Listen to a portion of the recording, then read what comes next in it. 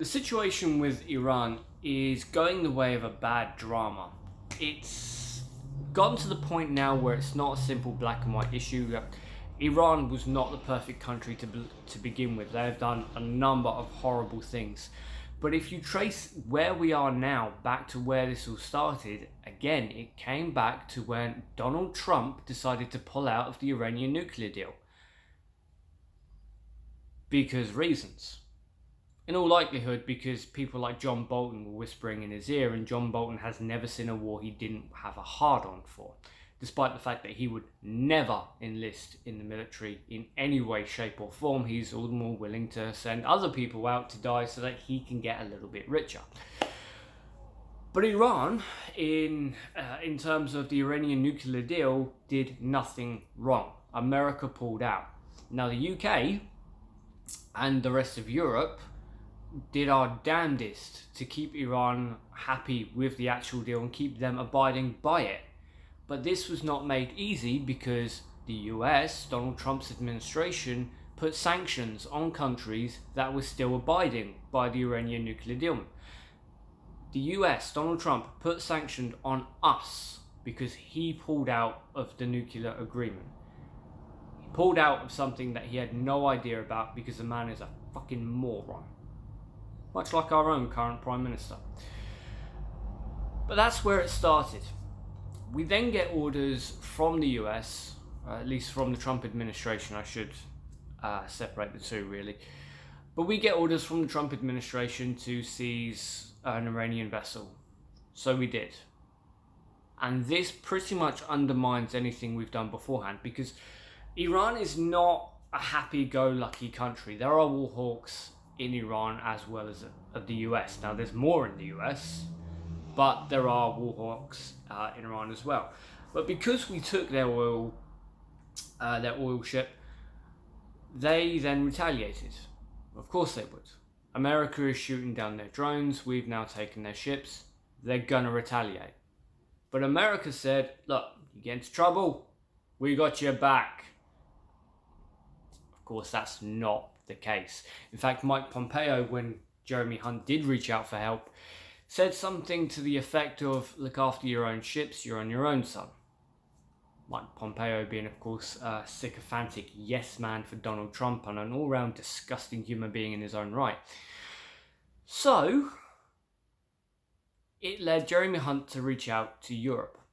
Now, as a European, as a Remainer, I don't see the issue in this.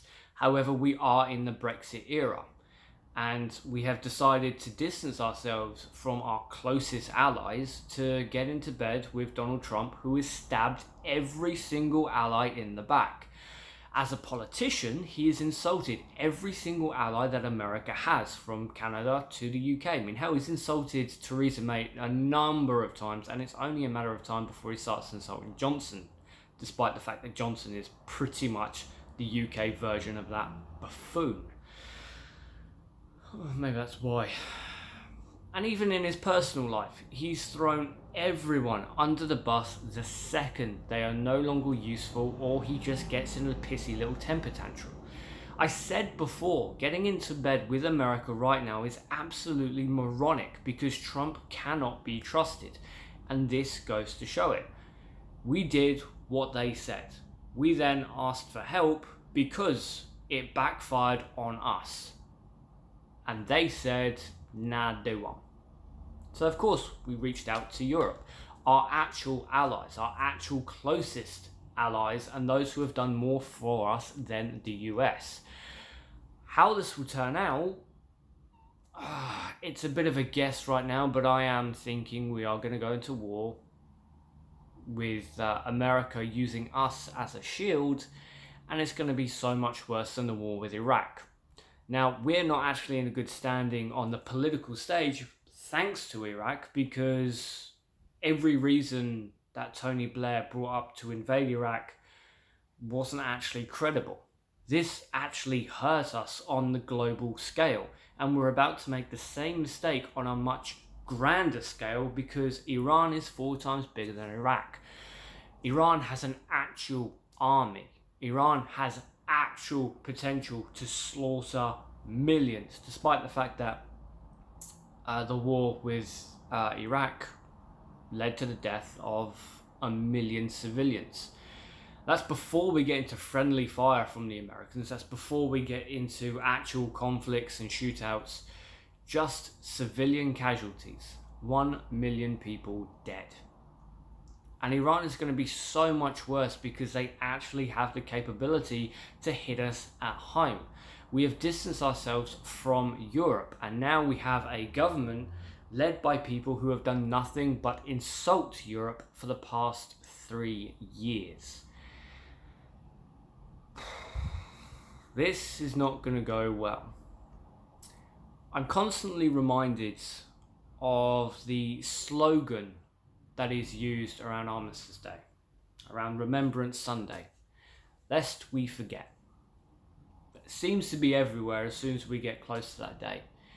But unfortunately, we have forgotten. We've forgotten the build-up to every single war. Otherwise, Trump would not have been tolerated with his concentration camps.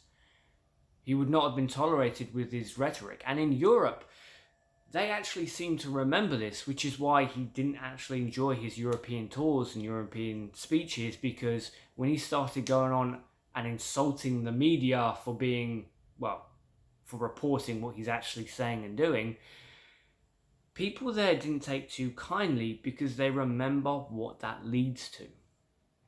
In the UK, we seem to forget, and in the US, we seem to forget. All the while, we're being led by politicians who do not care about you.